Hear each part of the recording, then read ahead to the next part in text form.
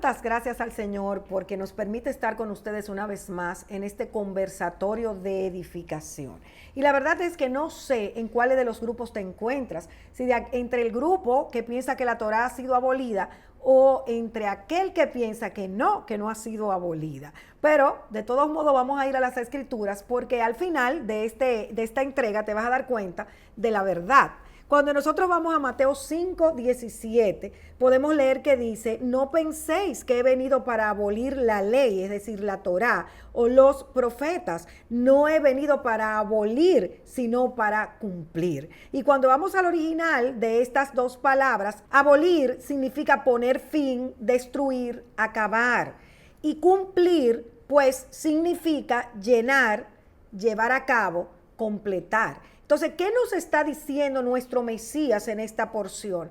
Que Él no vino a poner fin ni a destruir la Torá, ni tampoco a los profetas, sino que vino para llenarla, para llevarla a cabo, para eficientizarla, para completarla. Yo creo que solamente leyendo este versículo es más que suficiente para darnos cuenta que la Torá, los profetas, están vigentes como lo es el pacto renovado o nuevo pacto en este tiempo, evidentemente. Así es, pastora. Y qué gran dilema en el pueblo. Wow.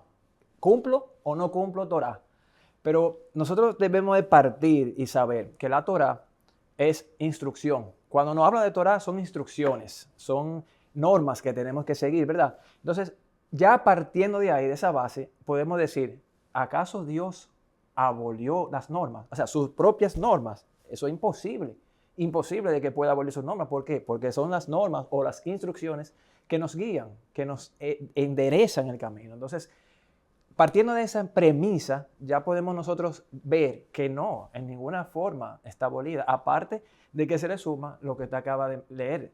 Yeshua vino a ejercer de una manera más eficiente la Torá, o sea, las instrucciones. Así es. Vino a darle el debió correcto que debió darse. ¿Y cuáles son esas instrucciones? Sus mandamientos, el debido proceso para cumplirlo, porque Él da mandamiento y tú tienes un proceso que Él te dice para que tú lo pongas por obra, para que tú lo apliques. Y sus decretos, que son esas cosas que no pueden faltar, que no se pueden violentar, porque tienen que ver con lo profético, porque tienen que ver con lo que Él ha anunciado que sucederá. Tan sencillo. Entonces, la Torá, los mandamientos y ese debido proceso y sus promesas, ¿qué hacen? Protegernos, guardar a su pueblo, evidentemente. Es el manual de vida para el creyente. El diario vivir nuestro es guiado por esa instrucción que están en la Torá. Entonces, si yo quito la instrucción, es como que a un pueblo le quiten las leyes de tránsito. Bueno, tengo leyes de tránsito, ¿y qué va a pasar? Que entonces va a haber un caos. Claro, viene una anarquía. Una anarquía total. Entonces, ahora como tú mira, el semáforo color rojo, tú te detienes y en vez de tu avance. Entonces, ya sabemos que esas son leyes, pero ¿para qué? Para nuestro beneficio, para nuestro diario vivir, para que vivamos de una manera acorde a las instrucciones y al mandato del Señor, que lo que quiere al final es que estemos bien aquí en la tierra, no solamente cuando estemos en el cielo, vamos a decir así, o en la vida eterna, sino aquí en la tierra, tener una vida buena y agradable. Y eso lo hace las instrucciones de la Torá. Exacto, ¿no? Y que la Torá te enseña cómo vivir para que llegues bien a la vida eterna. Amén. Para que ahora vayas practicando cómo yo voy a hacer el bien ahora, que es lo que va a ser esa muestra de que yo estoy caminando hacia la eternidad. Porque esta vida que es breve, momentánea, efímera, en la cual somos peregrinos y extranjeros, ¿qué es lo que estamos haciendo? Un ensayo. Cuando Él nos elige, entramos en el debido proceso, Él nos lo va enseñando, nos va transformando y nosotros ensayando. Esto es un ensayo. Cada Shabbat, cada fiesta o cita de santidad a la que acudimos, son ensayos de lo que ha de venir, de lo eterno. Entonces Él nos ha concedido esa gracia tan hermosa de poder saborear lo eterno desde ya. Así es. Y muchos creyentes piensan entonces, bueno, sí, tiene ese valor, pero ese valor está de Mateo hacia adelante. Pero cuando uno lee de Mateo hacia adelante, uno ve como el mismo Salvador, el mismo Yehoshua, cita la Escritura. Si fuera abolida, yo diría, pero ¿y para qué lo mencionan? Simplemente comienza todo nuevo, comienza las enseñanzas sin ningún precepto, sin ninguna relación con lo demás y simplemente comienza a hablar. A lo mejor esa era la actitud que muchos de los que se acercaban tenían. Le decían, no, espérate un momentito, cuidado con los profetas, cuidado con la Torah, yo no he venido a abolirla, porque a lo mejor ellos querían o pensaban, mira, haz todo nuevo y danos esta instrucción. Pero uno ve que el Evangelio de Mateo comienza con una genealogía, hablando de Abraham, Sí, hablando, claro. hablando de aquellos cuyas historias y relación con Dios, cuyo caminar con Dios basado en ese debido proceso, en esos mandamientos, estaba allá atrás. Claro. Los demás evangelios siempre hacen ese contexto. Esteban en Hechos 7 también comienza desde atrás. Claro. Esteban, en el nuevo pacto, como se suele decir, hablando de lo que pasó allá atrás, haciendo un recuento y exhibiéndole al pueblo cómo se conectaba todo. Todo. Y que esto que yo predicaba nuevo era lo que se anunció antes. Y ahora estaban los hechos de aquellos que se sumaban a ese pueblo. Claro, porque la Torah habla de Yeshua de principio a fin. Totalmente. Desde que Exactamente. empieza Génesis, Breshit está hablando Así es, totalmente. de lo primero que es apto, que es nuestro Así es, Yeshua. así Entonces es. tenemos que encontrar a Yeshua en las Escrituras. Por eso es que el mismo Mateo, en el Evangelio de Mateo, en el capítulo 5, verso 18, dice que ni una tilde, ni una jota pasarán hasta que todo se haya cumplido. Es decir, que nada de la Torah que esté dicho dejará de cumplirse. Hay cosas que no se han cumplido, evidentemente, que es la segunda venida del Señor, que seremos convertidos en personas ya incorruptibles, que Él viene a juzgar las naciones de la tierra y todo lo que falta en los postreros días. Pero todo lo que escrito está previo a esto se ha cumplido. No, Así y es. algo muy importante, en base a esto que acaba de hablar Pastor David, es de nosotros debemos tener en cuenta de que en el momento, en contexto histórico en el que vivía Yeshua, ¿cuáles eran las escrituras? No estaban todavía escritos los evangelios. Exacto. Entonces, ¿a qué esas escrituras se referían? Se refería a la Torá, se refería a las instrucciones que estaban ahí. Entonces, él decía bien claro, en base a las escrituras, o sea, en base a la Torá, es que nosotros íbamos a andar, o en ese momento andaban, ¿verdad?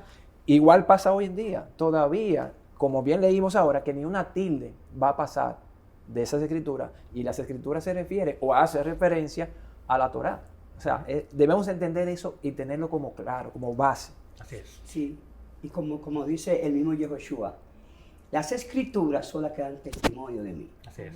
O sea, tiene que irte a las escrituras y lo vemos en todo el Nuevo Testamento. Anteriormente uno no lo sabía, como, bueno, pero cuando ya tuve un Pedro que habla de nación santa, que Así somos un linaje escogido, o sea, es citando las escrituras. Todo el tiempo. Todo Así el es. tiempo. Así es. O sea, que imposible que algo que es bueno y es beneficioso para nosotros esté abolido. Sí, además, hablamos de nuevo pacto, hemos entendido que mejor es decirle pacto renovado o innovado. Ok, pero en realidad, ¿en qué consiste esto? Bueno, lo anunciaron los profetas. Nosotros en Jeremías 31, en sus versos 31 y 33, lo leemos clarísimo. Entonces, esta porción nos va también a alumbrar de que es imposible que la Torah esté abolida, porque la Torah fue la que fue puesta en nuestros corazones en el pacto nuevo o pacto renovado. ¿Qué dice? He aquí, vienen días, dice Adonai, en los cuales haré un nuevo pacto con la casa de Jacob y la casa de Judá. No como el pacto que hice con sus padres el día que tomé su mano para sacarlos de la tierra de Egipto, porque ellos invalidaron mi pacto, bien que fui yo marido para ellos, dice Adonai. Mas este es el pacto que haré con la casa de Israel después de aquellos días, dice Adonai. Daré mi ley en sus entrañas y la escribiré, es decir, mi Torah. Cuando usted busque el original de ley, es Torah, instrucción, en sus entrañas, y la escribiré en sus corazones, y seré yo a ellos por Dios, y ellos me serán por pueblo. ¿Qué quiere decir esto, amados? Que la Torah ya no iba a estar en piedras, ya no iba a estar externamente, sino que el Señor la iba a escribir en nuestro propio corazón. Por eso nos iba a dar su poder, su mente, porque la mente de Él es la Torah, Él es la Memra, Él es la Torah que vino a la tierra, amados.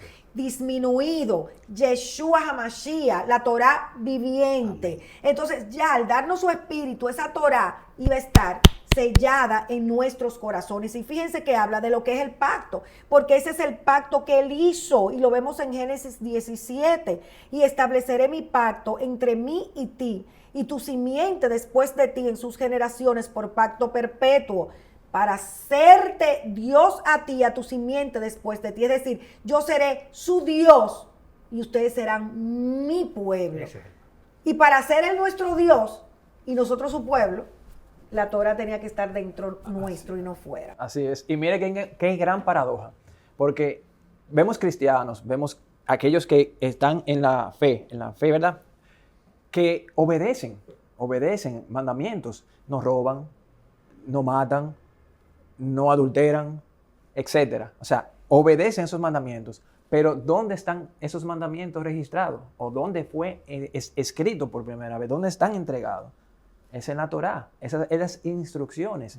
Igualmente, nosotros podemos entender, como dice Yeshua mismo, los que me aman obedecen mis mandamientos. O sea, si nosotros de verdad decimos que amamos al Eterno, que amamos a Yeshua, que estamos en pos de seguir atrás de Él, entonces debemos de atarnos a esos mandamientos. ¿Y cuáles son los mandamientos? Es la Torá, son las instrucciones. Entonces, si realmente nosotros amamos, debemos de obedecer, debemos de caminar en esas instrucciones.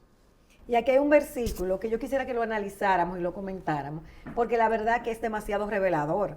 Y está en Mateo 5:19, que dice: cualquiera pues que anule un solo de estos mandamientos, aún de los más pequeños, y así lo enseña a otros, será llamado muy pequeño en el reino de los cielos. Pero cualquiera que los guarde y los enseñe, este será llamado grande en el reino de los cielos. Entonces estamos viendo que en el reino de los cielos va a haber dos grupos, lo grande y lo pequeño. Exacto, exacto. El que enseña la Torá y el que obedece la Torá, los mandamientos, sus instrucciones, ese va a ser grande. Y el que no lo obedezca, por supuesto, no lo va a enseñar, o enseñe que uno no va, como que no es el Shabbat.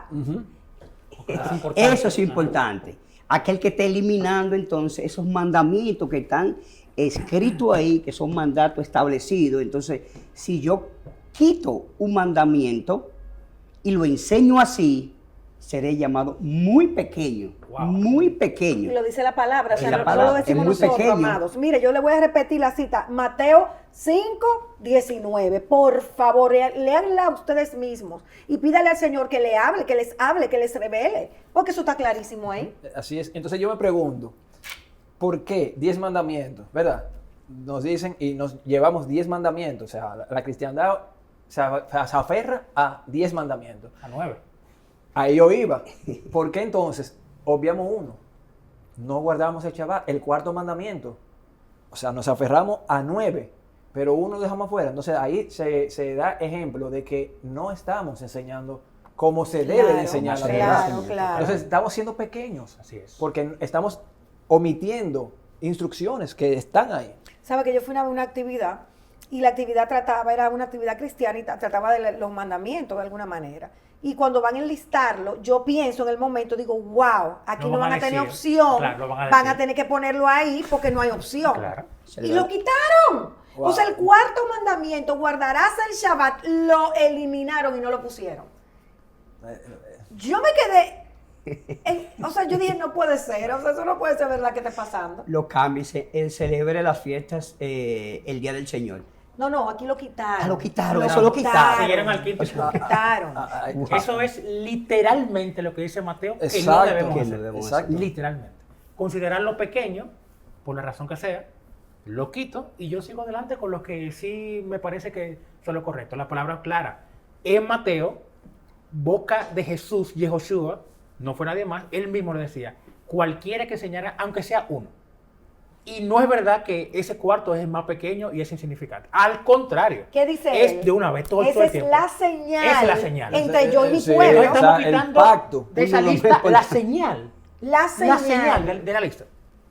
Hay mucho que nos debe llevar a reflexionar eso. Ahora, Muchísimo. ¿qué será ser grande y ser pequeño en el reino de los cielos? No lo sabemos. sabemos. Exacto. Eso no nos ha sido revelado. Y las cosas que no nos han sido reveladas son del Señor. Así Así es. Y en su tiempo, cuando Él quiera, cuando Él Así es. entienda, cuando Él vuelva, entonces... Porque entonces caemos en que agregamos. Exactamente. Sin saber, comenzamos a agregar. Entonces, Exacto. ya ahí no vamos a ser grandes. Ahí vamos a Ahí ser también. entramos en lo pequeño. En lo pequeño también, porque estamos desobedeciendo las instrucciones tal cual fueron dadas. Claro, Si le claro. agrego o le quito. Exacto. Entonces tenemos que tener mucho cuidado. Con la Torá la hemos satanizado. Así es.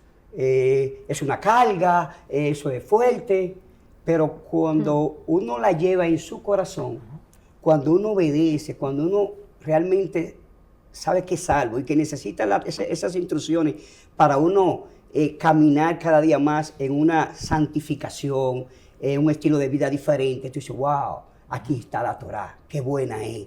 Para nosotros, no es que me va a salvar la Torá, sino sabemos que Yehoshua es quien nos salva, pero ella cada día nos va revelando y nos va indicando el camino correcto. Por aquí no, doblen aquí, lleguen aquí. Para la santificación. Para la santificación. Es que hay dos fidelidades.